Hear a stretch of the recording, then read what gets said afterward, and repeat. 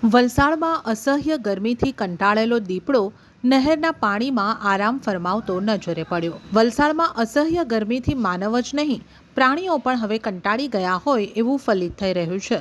જેમાં વલસાડના એક ગામમાંથી પસાર થતી નહેરના પાણીમાં ગતરોજ એક કદાવર દીપડો આરામ કરતો નજરે પડ્યો હતો। જો કે આ ગામમાં દીપડો દેખાઈ દેવાની ઘટનાથી ગ્રામજનોમાં ભયનો માહોલ પણ ફેલાયો છે। ત્યારે ગતરોજ મોડી રાત્રે વલસાડના કલવાડા ગામે એક નહેરના પાણીમાં એક દીપડો આરામ ફરમાવી રહ્યો હતો। તે સમયે કલવાડા ગામનો રહેવાસી ત્યાંથી પોતાની ગાડીમાં પસાર થઈ રહ્યો હતો। તે સમયે તેને નહેરમાં કંઈક અજુગતું જોવા મળ્યું હતું। ત્યારે તેમણે તેમની ગાડીની લાઇટ ચાલુ કરી જોતા એક કદાવર દીપડો નહેરના પાણીમાં આરામ ફરમાવી રહ્યો હતો। પહેલાં તો દીપડાને જોઈને તેમના હોશ ઉડી ગયા હતા, પરંતુ હિંમત રાખી તેમણે આ સુંદર દ્રશ્યને પોતાના મોબાઈલમાં વિડીયો ઉતારી લીધો હતો।